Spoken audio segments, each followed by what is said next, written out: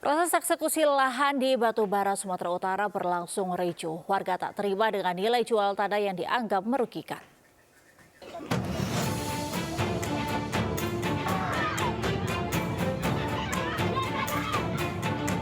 Bentrok aparat kepolisian dengan warga mewarnai eksekusi lahan di Batubara, Sumatera Utara. Pemilik rumah berteriak histeris bertahan menolak eksekusi pengosongan rumah tempat tinggal mereka. Bentrok makin memanas usai puluhan warga lainnya juga menolak keras proses pengosongan rumah. Kericuhan berlangsung usai tim jurusita Pengadilan Negeri Kisaran membacakan surat eksekusi lahan milik warga dan mengancam akan mengosongkan rumah secara paksa. Melihat situasi semakin memanas dan tidak kondusif, tim jurusita mengajak warga untuk berunding hingga proses eksekusi pengosongan rumah warga ditunda. Warga menolak lantaran diduga nilai ganti rugi terlalu murah, di mana nantinya lahan akan dibangun menjadi pelabuhan PT Pelindo. Belum pernah ada musyawarah, tiba-tiba Pelindo mengasih harga, dititipkan ke pengadilan. Jadi sekarang 2023 mau dibayar tanah tempat tinggal kami 1 juta semeter. Pertanyaannya, apa acuan penilai membayar tahu majelis 2,5, membayar tanah warga lain Pak Amos 3.200 dan bayar kami 1.070.000 per meter. Warga menduga ada mafia tanah di balik pembebasan lahan untuk PT Pelindo Kuala Tanjung.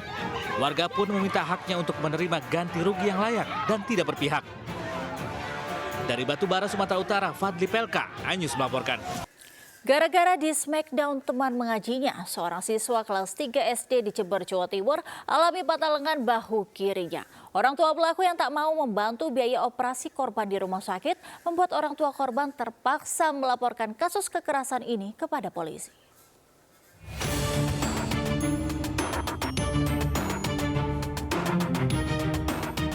Tangan kiri Nakula Rasyad Ramadan 9 tahun, warga Jalan Gajah Mada Jember ini harus diikat dengan kain khusus.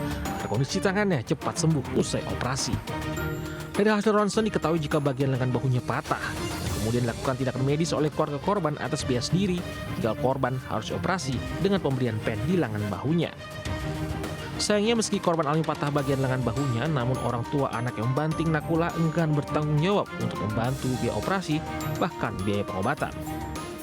Dalam rangka melaporkan anak saya yang patah tulang, jadi akibat dari temannya itu terjadi di Masjid Rodotul Mulisin, dan saya minta pertanggungjawaban dari orang tua terlapor. Begitu ya. Karena sudah dilakukan mediasi dan ternyata mengingkari orang tua terlapor, jadi saya langsung lapor ke polisi. Karena kesal, pihak keluarga korban lalu melaporkannya ke polisi. Kasusnya kini dalam penanganan bagian PPA Polres Jember. Dari Jember, Jawa Timur, Bambang Sugiarto melaporkan. Aparat kepolisian Resmo Polda Sulsel berhasil meringkus 2 lelaki pelaku ganjal mesin ATM di salah satu ATM center saat hendak beraksi. Dari tangan kedua tersangka, polisi menemukan sejumlah barang bukti yang digunakan dalam beraksi.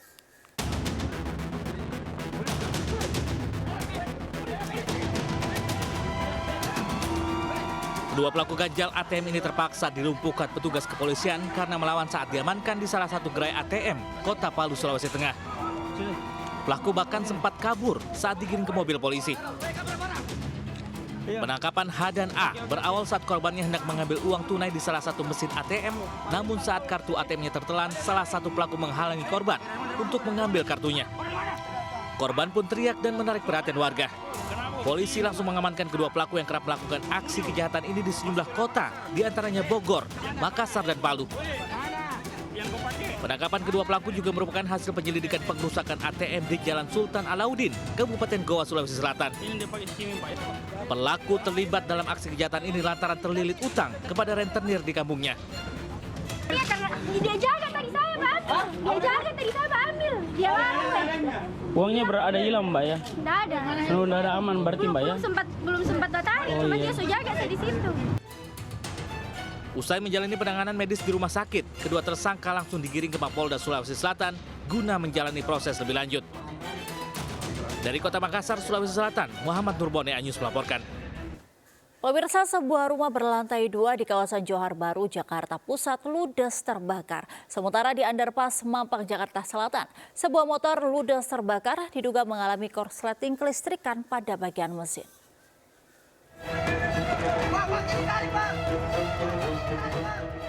Kepulan asap tebal membumbung tinggi dari sebuah rumah berlantai 2 di Jalan Percetakan Negara 2 Johar Baru, Jakarta Pusat, Jumat siang.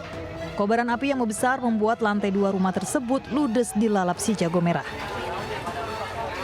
Petugas pemadam kebakaran yang tiba di lokasi berupaya melakukan pemadaman. Meski sempat membesar, api berhasil dipadamkan setelah mobil damkar dikerahkan ke lokasi.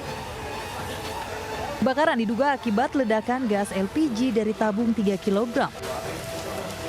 Tetangga itu katanya dari gas, ledakannya dari gas, cuman udah ada api. Sementara diduga mengalami korsleting listrik pada bagian mesin, sebuah kendaraan roda 2 ludes terbakar di Underpass Mampang, Jakarta Selatan. Pengendara yang panik melihat api dari bagian mesin langsung berusaha menyelamatkan diri.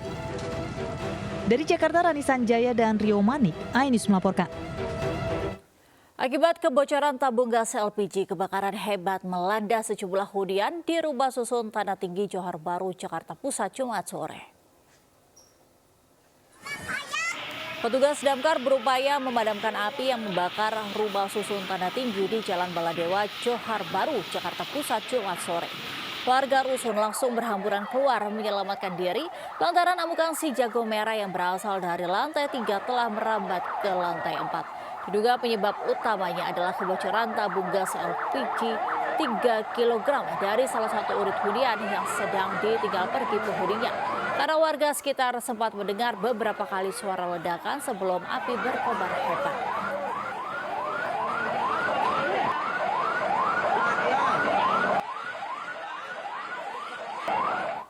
Kita ke informasi lainnya, pemirsa, petugas gabungan mengevakuasi korban banjir terdiri dari balita dan lansia yang terjebak di rumahnya di Bungo, Jambi. Banjir di Jambi terus meluas menggenangi 12 kecamatan.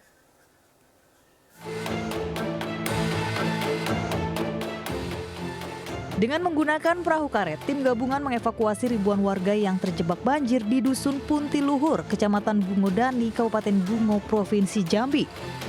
Di antara ratusan warga terdapat 15 balita serta lansia yang terjebak banjir dengan ketinggian 2 meter lebih. Selain perahu karet, petugas juga menggunakan alat seadanya untuk mengevakuasi warga dari rumahnya yang terjebak banjir. Sudah merendam kurang lebih 287 rumah dan saat ini kami dari Polsek Mukomuko beserta dengan warga selalu mengevakuasi warga kami yang tidak bisa keluar rumah untuk kita keluarkan dengan cara kita membuat perahu secara emergensi karena jalan menuju ke akses dusun sini terputus dan ada banjir sehingga dari BPBD maupun dari Basarnas itu sangat susah untuk masuk ke sini. Warga yang berhasil dievakuasi petugas langsung diungsikan ke posko penanganan banjir yang telah disiapkan oleh Polri dan TNI. Dari Kabupaten Bungo, Jambi, Budi Utomo, iNews melaporkan. Pemirsa, MNC Peduli kembali memberikan bantuan alat bantu kesehatan kepada masyarakat prasejahtera yang membutuhkan. Kali ini bantuan yang diserahkan berupa kaki palsu, kursi roda, dan tongkat jalan untuk warga Kecamatan Gambir yang mengalami kondisi atau kendala kesehatan. MNC Peduli menyusuri gang sempit di kawasan Petojo Utara untuk mengantarkan bantuan kursi roda untuk Ibu Jamilah. Ibu Jamilah menjadi salah satu penerima bantuan kursi roda dari MNC Peduli yang telah lama menderita sakit ginjal dan menyebabkan dirinya sulit untuk beraktivitas. Selain Ibu Jamilah, kursi roda bantuan MNC Peduli juga diantarkan untuk Ica, seorang penyandang disabilitas. Buat MNC, saya ucapkan banyak terima kasih udah membantu ponakan saya, Aman Anissa, dengan kursi rodanya ya. Mudah-mudahan MNC selalu tambah rezekinya. MNC Peduli juga memberikan bantuan kursi roda, kaki palsu, dan tongkat jalan kepada masyarakat lainnya.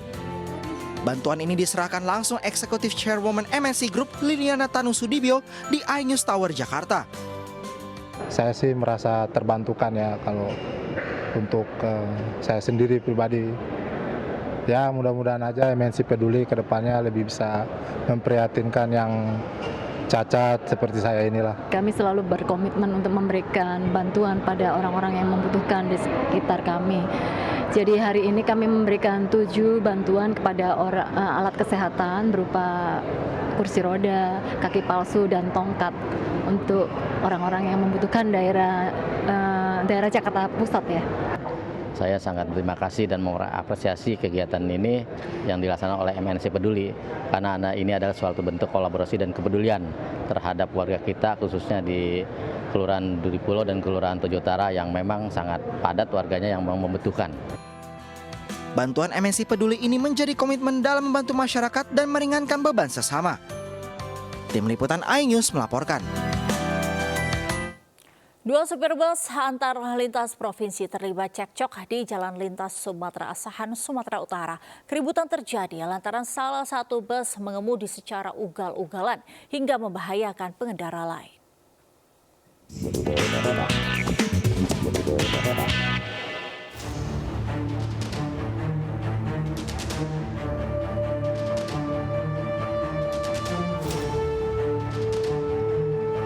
Dua supir bus terlibat cekcok di Jalan Lintas Sumatera Kisaran Asahan, Sumatera Utara dan terekam kamera warga.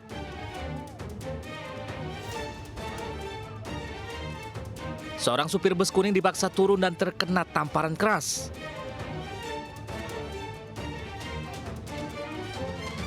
Keributan diduga terjadi akibat salah satu bus ugal-ugalan hingga membahayakan pengendara lain.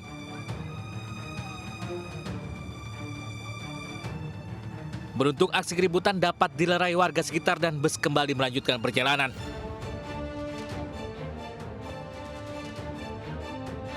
Dari Asahan, Sumatera Utara, Ulil Amri, iNews melaporkan.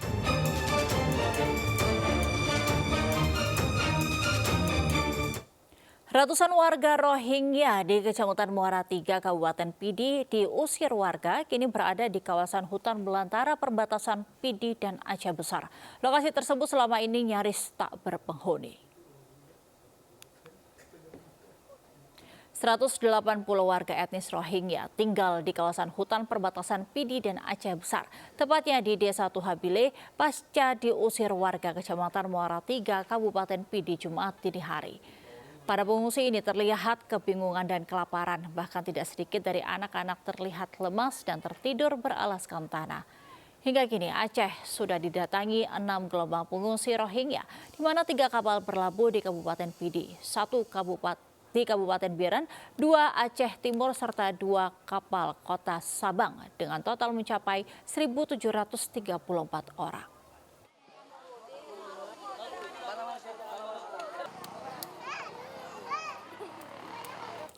Membantu rakyat kecil mendapatkan penghasilan, Partai Perindo meminjamkan 10 gerobak kepada masyarakat dan pelaku UMKM di Kabupaten Tangerang, Banten. Langkah ini sebagai bukti Partai Perindo komitmen dalam mensejahterakan masyarakat.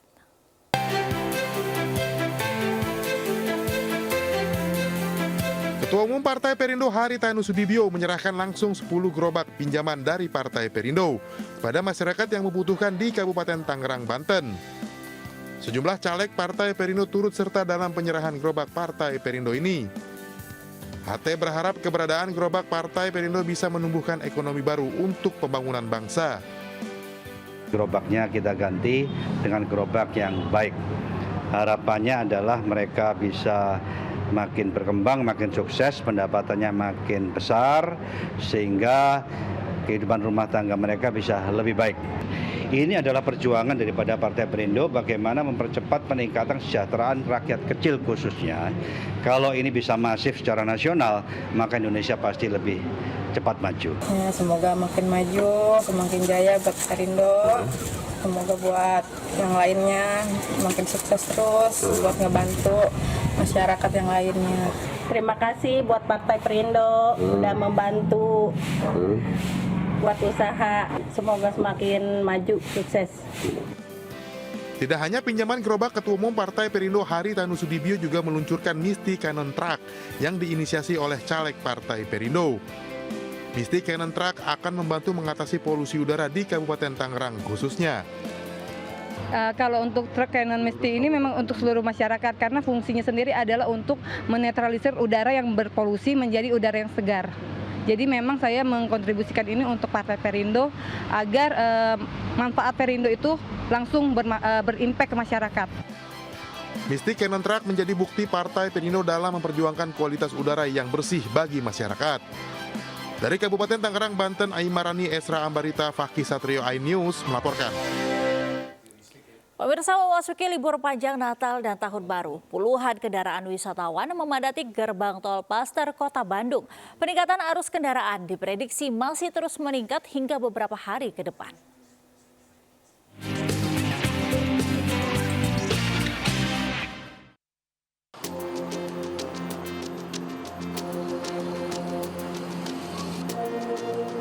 Kepadatan arus lalu lintas terlihat di pintu gerbang tol Paster. Sebanyak 30.000 kendaraan wisatawan telah memasuki Kota Bandung.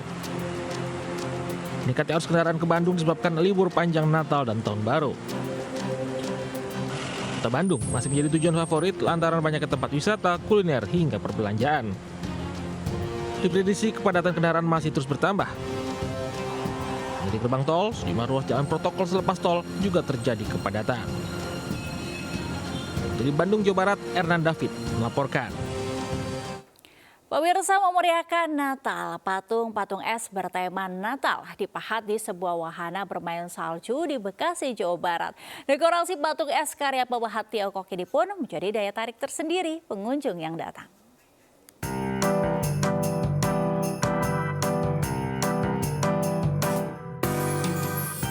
Sensasi bermain salju di musim dingin memiliki daya tarik tersendiri bagi siapapun yang ingin mencobanya. Bertempat di sebuah mal di kawasan Bekasi yang terhubung dengan LRT, terdapat arena wahana salju yang telah berdiri sejak 2005. Dekorasi yang indah, seruyungnya seluncuran hingga membentuk boneka salju menjadi favorit. Bahkan tak hanya pengunjung lokal, ada juga pengunjung yang datang dari luar negeri. Karena ini adalah the first snow world in Indonesia dan kita ada di sini berdiri untuk menyajikan salju yang menurut saya kalau kamu orang pengen pergi ke salju kan harus ke luar negeri ya. Jadi ini experience atau pengalaman saya menurut saya luar biasa keren banget dan bagi kalian yang pengen datang langsung bisa ngerasain salju seperti itu. They selling some food, Korean food. Yeah, like a snack and hot something like odeng, tteokbokki, bungeoppang, right? Yes. Yes. Hotdog. Hotdog. Di momen Natal Tahun Baru, arena dihiasi puluhan ornamen unik, termasuk rumah iglo hingga patung es Santa Claus berwarna merah, karya 3 pemahat yang didatangkan langsung dari Tiongkok. Untuk menyambut Natal dan Tahun Baru, First Snow World International menyajikan beberapa ukiran yang terbaru. Kalau biasanya di First Snow World International itu ukirannya dengan patung yang balok-balok es warna putih, kali ini kita juga ada pengerjaan dengan es balok yang warna. Untuk membentuk karya patung es yang indah, pemahat memerlukan keahlian dan kesabaran mengukir tumpukan balok es di tengah keramaian. 就是从下面做圆，然后一点一点摞高了起来之后呢，然后往里面收。 然后变成最后再封顶变成圆的，然后再拿刀呢把它修圆，就 OK 了。 Dengan harga terjangkau Rp80.000, pengunjung dapat menikmati serunya bersalju ria bersama keluarga tercinta. Ya pemirsa, selain bisa melihat patung-patung yang indah, ternyata saya juga bisa bermain es luncur yang bernuansa salju. Dari Bekasi, saya Reza Zanki, Dipo Andi, iNews melaporkan. Pemirsa, pohon Natal identik terbuat dari cemara. Namun di salah satu gereja di kota Jember, pohon Natal unik terbuat dari ribuan buah jagung. Pohon Natal ini bermakna agar manusia peduli terhadap alam.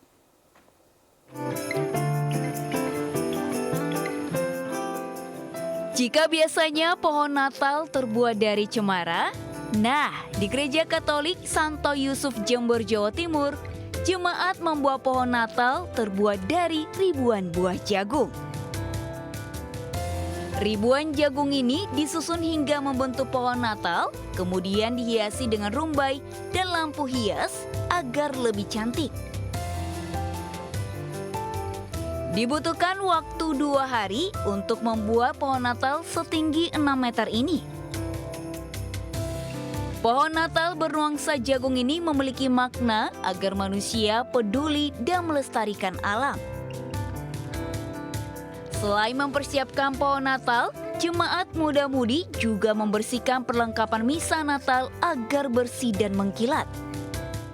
Paus kami Fransiskus itu ya bagaimana gereja dan juga dunia itu diminta untuk menghargai alam ini sebagai ciptaan Tuhan, merawatnya sebagai bagian dari kehidupan manusia gitu. Sekarang kita berbagi dengan sesama melalui sikap kita peduli bersama dan juga pada masyarakat dan alam yang. Hari ini kegiatannya ngebraso peralatan liturgi yang dipakai untuk misa malam Natal dan Natal besok. Untuk alat-alatnya ada gong, 2 lonceng, terus tempatnya dupa. Selain mengajarkan untuk peduli pada alam, diharapkan momen Natal ini mengajarkan jemaat menyebarkan sinar kasih damai terhadap sesama. Dari Jember, Jawa Timur, Bambang Sugiarto melaporkan. Pemirsa, debat perdana Cawapres 2024 mempertemukan 3 Cawapres, yakni Muhaimin Iskandar, Gibran Rakabuming Raka, dan Mahfud MD di JCC Senayan, Jakarta. Mengangkat tema debat terkait ekonomi, perdagangan, dan infrastruktur perkotaan, masing-masing Cawapres membeberkan langkah nyata terkait visi dan misi mereka.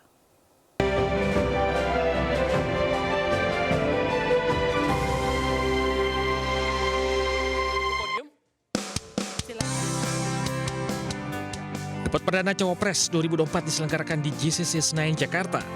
3 Cawapres yang hadir, yaitu Muhaimin Iskandar, Gibran Rakabuming Raka, dan Mahfud MD, beradu gagasan terkait isu ekonomi, keuangan, investasi, pajak, perdagangan, hingga infrastruktur perkotaan.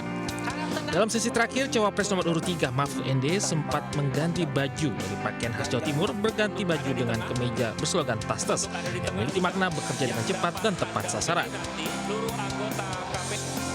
Selain itu, dalam debat juga terjadi sejumlah kejadian unik seperti mikrofon yang digunakan Cawapres nomor urut 1 Caimin jatuh dari podium saat debat dengan Cawapres nomor urut 2 Gibran soal pembahasan investasi, sehingga menyebabkan pasangan Cawapres Prabowo ini sempat gagal fokus saat menjawab pertanyaan. Bahkan ada juga soal konsep selepet yang dilontarkan Caimin.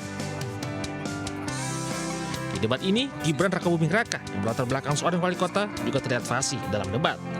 Debat yang peruntukan khusus bagi calon wakil presiden ini terbagi dalam 6 segmen dan diawali dengan penyampaian visi misi. Dari Jakarta, tim liputan iNews melaporkan. 3 Cawapres beradu gagasan di bidang ekonomi kerakyatan dan digital, keuangan, investasi, pajak, hingga pengelolaan APBN, APBD. Para pendukung masing-masing paslon pun antusias menyemangati para Cawapres dari lokasi nomor mereka.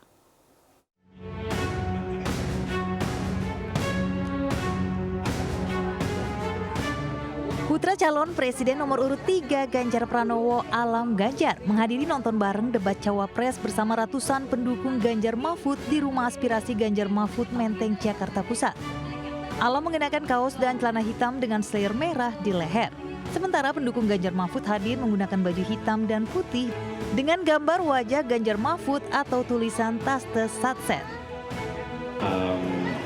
Yang kita highlight mungkin bukan soal itunya, tetapi bagaimana isu substansi dan bagaimana pemaparan materi dan penyampaian program itu yang harus kita capture, yang harus kita tangkap tuh di situ. Sementara tim kampanye nasional Fanta Bidang Pemuda menggelar nobar debat Cawapres di kawasan SCBD Jakarta Selatan. Saat Gibran menyampaikan visi misi, pendukung paslon nomor urut 2 yang hadir menyambut antusias dan bertepuk tangan. Tim Nasional Pemenangan Amin, Anies Muhaimin menggelar acara nonton bareng debat Cawapres di Rumah Pemenangan Timnas Amin di Jalan Diponegoro, Jakarta Pusat. Puluhan pendukung dan relawan paslon nomor urut 1 ini antusias mengikuti nobar.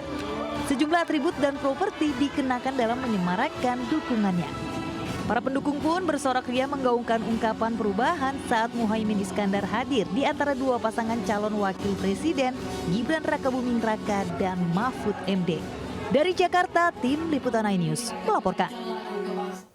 Pemirsa, dalam debat Cawapres yang berlangsung tadi malam, ketiga pasangan Capres-Cawapres hadir dengan gaya masing-masing. Paslon nomor urut 1 dengan jas hitamnya, paslon nomor urut 2 dengan kemeja biru, dan paslon nomor urut 3 dengan baju daerah.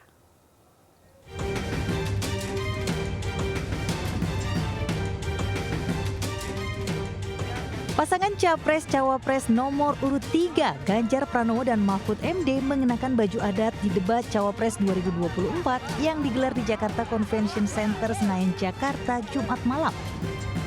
Ganjar datang mengenakan baju adat NTT dengan habas, kalung berbandul gong, dan topi anyaman dari daun lontar. Sementara Mahfud MD mengenakan baju Madura bergaris-garis yang dikenal pesaan. Pada kepala Mahfud tersemat udeng sakera. Ganjar didampingi istrinya Siti Atiko dan Mahfud ditemani istrinya Zaizatun Nihayati. Selain itu, Ganjar Mahfud juga didampingi sejumlah tokoh, diantaranya Ketua Umum Partai Perindo Haritanu Sudibyo.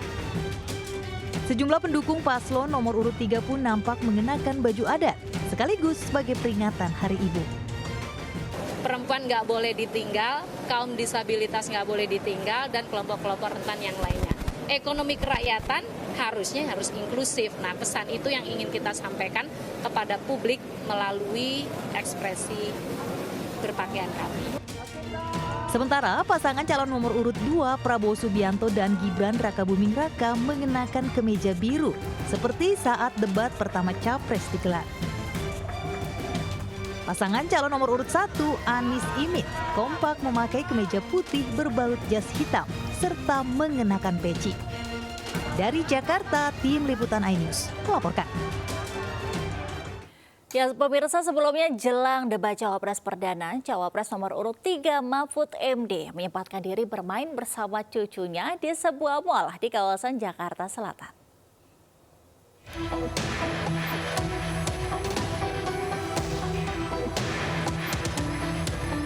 Calon Wakil Presiden nomor urut 3 Mahfud MD bersama sang istri Zaizatun Nihayati, menantu dan cucu mengunjungi salah satu pusat perbelanjaan di Jakarta Selatan sebelum debat Cawapres perdana Jumat siang. Mahfud MD mengajak cucunya Irada dan Majda bermain kapit boneka di pusat hiburan mal tersebut. Mereka tampak senang menggerakkan mesin capitan boneka. Sekali Cawapres nomor urut 3 ini berbincang dengan cucunya. Sebelumnya Mahfud MD mengakui tidak punya persiapan khusus dalam menghadapi debat Cawapres. Mahfud MD mengaku mendapatkan banyak masukan dan bahan terkait tema debat Cawapres yang mengangkat isu ekonomi. Di Jakarta, tim liputan melaporkan.